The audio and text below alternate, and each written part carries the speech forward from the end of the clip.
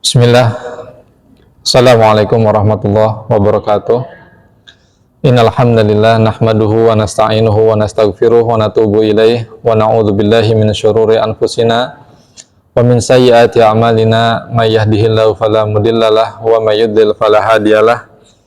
Asyhadu an la ilaha illallah wahdahu la syarikalah wa asyhadu anna Muhammadan abduhu wa rasuluh. Allahumma shalli wa sallim wa barik ala nabiyyina Muhammad wa ala alihi wa ashabihi wa man tabi'ahum bi isanin ila yaumiddin. Hadirin kaum muslimin yang dimuliakan Allah Subhanahu wa taala. Ya. Sesungguhnya Allah Subhanahu wa taala berfirman di dalam Al-Qur'an surat Al-Mujadilah ayat 11 menyebutkan tentang keutamaan orang-orang yang berilmu. Kata Allah Subhanahu wa taala, "Yarfa'illahu alladhina amanu minkum walladhina utul ilma darajat wallahu bima ta'maluna khabir." Ya, Allah Subhanahu wa taala mengangkat derajat orang-orang yang beriman di antaramu dan orang-orang yang diberi ilmu pengetahuan. Diangkat lebih tinggi lagi derajatnya oleh Allah Subhanahu wa taala, dan Allah Maha mengetahui apa yang kamu kerjakan. Dan Rasulullah sallallahu alaihi wasallam bersabda, "May yuridillahu bihi khairan yufaqihu fid din." Barang siapa yang Allah kehendaki mendapatkan kebaikan, maka dia Allah Subhanahu wa taala akan menjadikan orang tersebut paham di dalam urusan agamanya. Dan juga di dalam surat Thaha ayat 114 Allah Subhanahu wa taala memberikan wahyu kepada Nabi kita Muhammad sallallahu alaihi wasallam berupa perintah agar Nabi kita Muhammad sallallahu alaihi wasallam meminta tambahan ilmu kepada Allah Subhanahu wa taala. Bayangkan seorang nabi, seorang rasul, seorang manusia yang paling mulia, yang tentu ilmunya tentang Allah Subhanahu wa taala tidak diragukan lagi, yang paling bertakwa, yang paling takut kepada Allah Subhanahu wa taala, yang paling sempurna imannya, akhlaknya. Namun demikian ternyata Allah Subhanahu wa taala memerintahkan beliau untuk berdoa kepada Allah Subhanahu wa taala agar minta tambahan ilmu. Nah, ini sejatinya menjadi pelajaran bagi kita semua selaku umat Nabi Muhammad sallallahu alaihi wasallam supaya tidak berhenti meminta, memohon kepada Allah untuk diberikan tambahan ilmu juga. Kata Allah Subhanahu wa taala, "Wa qur rabbi zidni ilma." Dan katakanlah wahai Muhammad, wahai Rabbku, tambahkanlah ilmu untukku. Thaha ayat 114. Maka kita kaum muslimin yang dimuliakan Allah Subhanahu wa taala penting sekali untuk mengkaji, mempelajari ilmu agama Allah Subhanahu wa taala yang kemudian menjadi bekal kita di dalam beribadah kepada Allah Subhanahu wa taala. Insyaallah pada kesempatan yang mulia ini kita akan membahas satu pembahasan dari buku ini, yaitu tentang salat. Mudah-mudahan pembahasan ini menjadi motivasi kita supaya kita lebih semangat lagi di dalam mengerjakan ibadah salat, yang mana salat ini menjadi salah satu kewajiban kita yang harus kita tunaikan setelah syahadat. Kita bersaksi bahwa tidak ada Tuhan yang berhak diibadahi kecuali hanya Allah, dan Nabi kita Muhammad adalah utusan dan hamba Allah Subhanahu wa taala. Maka yang harus menjadi perhatian kita berikutnya adalah ibadah salat, yaitu salat 5 waktu yang diwajibkan oleh Allah Subhanahu wa taala kepada kita semua. Kedudukan dan urgensi salat. Salat adalah rukun kedua dari rukun Islam. Ia adalah rukun yang paling ditekankan setelah 2 kalimat syahadat. Salat adalah tiangnya agama. Berdasarkan sabda Nabi sallallahu alaihi wasallam, "Ra'sul amri al-Islam wa umuduhu as-shalah wa dirwatu sanamihi al-jihad." Pokok segala urusan itu adalah Islam. Masya Allah. Jadi agama Islam ini adalah pokok segala urusan. Jadi segala urusan apapun ada di dalam agama kita, itu agama Islam. Maka kita harus bangga, harus bergembira dan bahagia ketika Allah Subhanahu wa taala menghadiahkan keislaman pada diri kita. Kemudian dan tiangnya adalah salat. Masya Allah. Kemudian dan puncak bangunannya adalah jihad. Ya, hadis riwayat Imam Ahmad dan Imam Tirmidzi rahimahumallahu taala. Kemudian sholat akan mengangkat ya, derajat seorang hamba kelak di surga. Nabi Shallallahu Alaihi Wasallam bersabda ya kepada Sauban, salah seorang sahabat Nabi Shallallahu Alaihi Wasallam, "Alaika bikasratis sujud, fa innaka la tasjudu lillahi sajdah illa rafa'akallahu biha darajah wa hatta anka biha khati'ah."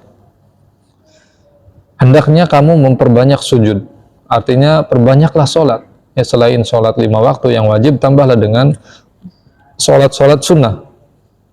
Jadi perbanyaklah sujud, perbanyaklah sholat, karena sesungguhnya engkau ya tidaklah bersujud kepada Allah Subhanahu wa taala dengan 1 kali sujud, melainkan Allah Subhanahu wa taala akan angkat derajatmu ya dengan sujud itu.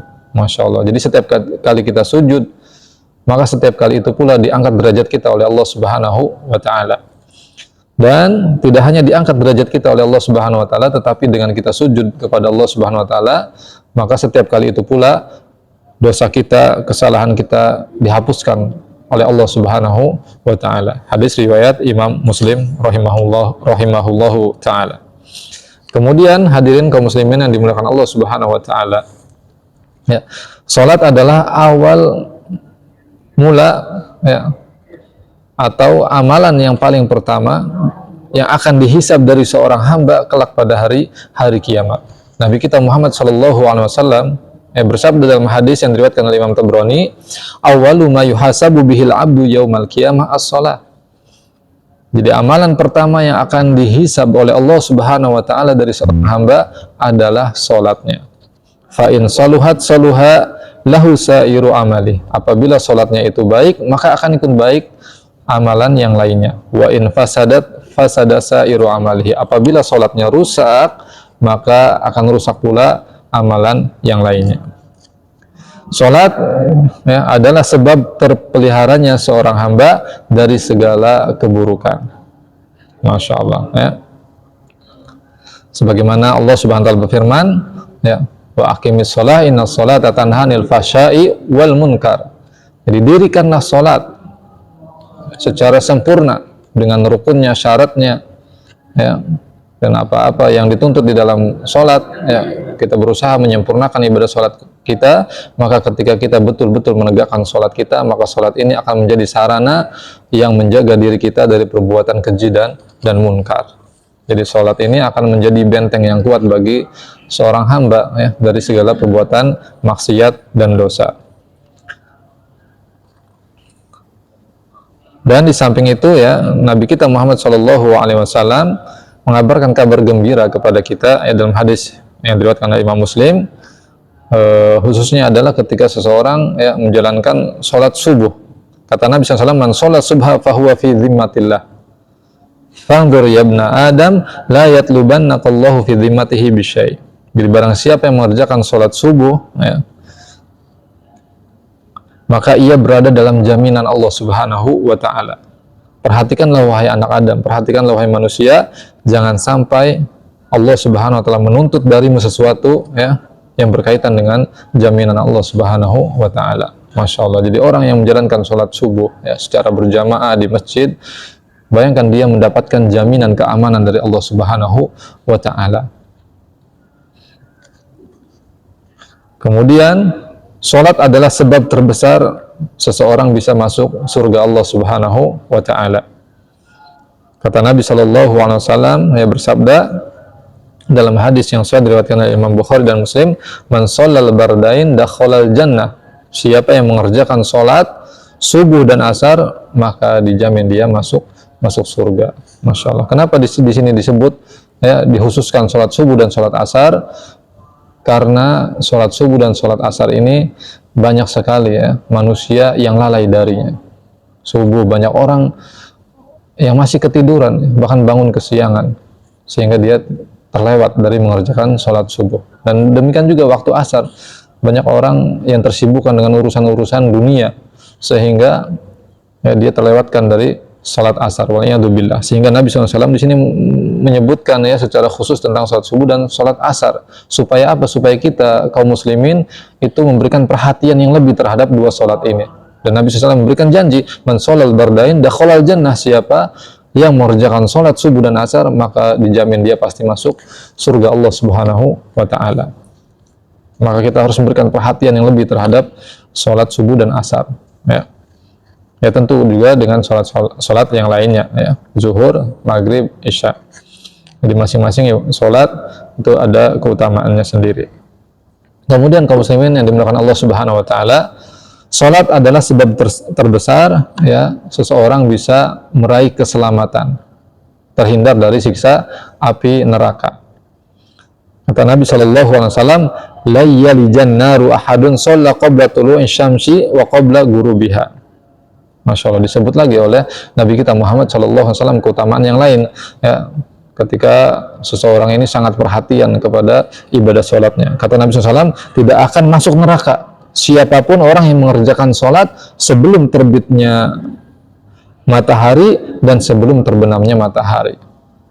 Lagi-lagi di sini Nabi SAW mengkhususkan, ya, dua sholat ini, yaitu sholat subuh dan sholat asar. Tadi sudah kita sebutkan alasannya kenapa, itu karena banyak, ya, di antara manusia yang melalaikan dua sholat ini, yaitu sholat subuh dan sholat asar, sehingga disebutkan secara khusus supaya kita memberikan perhatian lebih terhadap dua sholat ini. Kata Nabi, orang yang mengerjakan sholat, ya,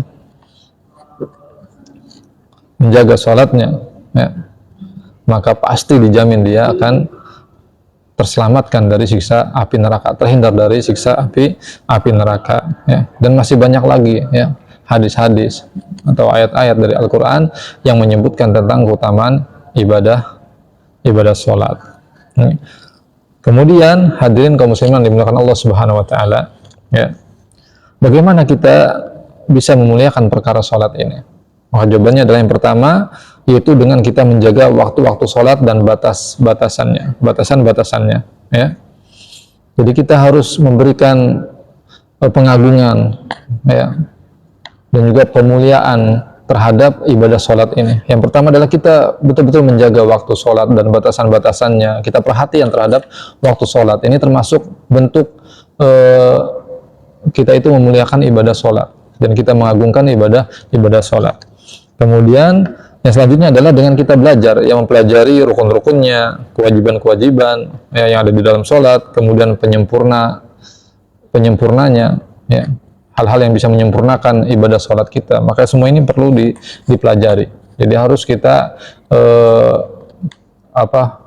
memberikan, ya, bagian waktu kita untuk mempelajari perkara sholat ini. Kemudian juga yang berikutnya adalah dengan kita bersegera, ya, mengerjakan ibadah sholat ini. Ketika sudah datang waktunya, panggilan azan, maka kita bersegera. Maka itu diantara bentuk pengaguan kita terhadap ibadah sholat. Kemudian, ya, yang berikutnya adalah kita merasa sedih dan menyesal ketika kita terluput dari mengerjakan sholat, ya, Masya Allah. Bahkan, ya, disebutkan, ya, orang soleh terdahulu itu jangankan terlewatkan sholat, ketinggalan sholat berjamaah saja, itu diantara mereka, ya, ada yang sampai menangis terisak, sampai basah bajunya karena kucuran air mata. Mereka menyesal, ya, sedih, menangisi keterlambatan mereka sholat berjamaah di masjid. Masya Allah. Lalu bayangkan, ya, itu menjadi cerminan bagi diri kita. Ya, kalau kita, ya, kebanyakan kadang kita merasa biasa saja, ya, ketinggalan berjamaah kita biasa saja, santai-santai saja. Padahal orang-orang soleh terdahulu ketinggalan berjamaah itu sudah menjadi suatu kerugian bagi mereka, sehingga mereka menangis dan menyesali hal tersebut, ya. Lantas bagaimana dengan keadaan kita zaman sekarang ini, ya? Ketinggalan sholat berjamaah biasa saja. Jangankan berjamaah, benar-benar ketinggalan sholat, tidak mengerjakan, dia merasa biasa saja, seolah-olah hidupnya baik-baik saja, ya. Padahal sungguh merugi orang yang melalaikan, mengabaikan, ya, dia tidak perhatian terhadap ibadah sholat. Padahal ibadah sholat ini adalah ibadah yang kedudukannya sangat besar di sisi Allah Subhanahu wa taala. Bayangkan saja kewajibannya itu tidak melalui perantara, tetapi langsung Allah Subhanahu wa taala mengisra mi'rajkan Nabi kita Muhammad sallallahu alaihi wasallam sampai ke Sidratul Muntaha, berjumpa dengan Allah Subhanahu wa taala secara langsung, tetapi tidak sampai melihat Allah Subhanahu wa taala karena ada hijab cahaya. Nah, Nabi SAW di sana menerima langsung wahyu dari Allah Subhanahu Wa Taala berupa apa? Perintah sholat. Maka sungguh ya sangat merugi dan celaka orang-orang yang mana dia mengabaikan perkara ibadah sholat ini. Demikian kaum muslimin yang dimuliakan Allah Subhanahu Wa Taala, mudah-mudahan kita selalu diberikan taufik oleh Allah Subhanahu Wa Taala ya untuk bisa lebih dalam lagi mempelajari ilmu agama Allah Subhanahu Wa Taala yang kemudian itu menjadi bekal kita di dalam beribadah kepada Allah Subhanahu Wa Taala, sehingga tidaklah kita beribadah kepada Allah melainkan ibadah kita itu dibangun di atas dasar ilmu yang sahih, ilmu yang benar, sehingga kita bisa mencapai keridhaan yang sempurna dari Allah Subhanahu wa Ta'ala. Demikian, barakallahu fikum jami'an. Terima kasih atas waktu dan perhatiannya. Subhanallah bihamdika asyhadu an la ilaha illa anta astaghfiruka wa atubu ilaik. Walhamdulillah wa sallallahu ala nabiyina Muhammad. Wassalamualaikum warahmatullahi wabarakatuh.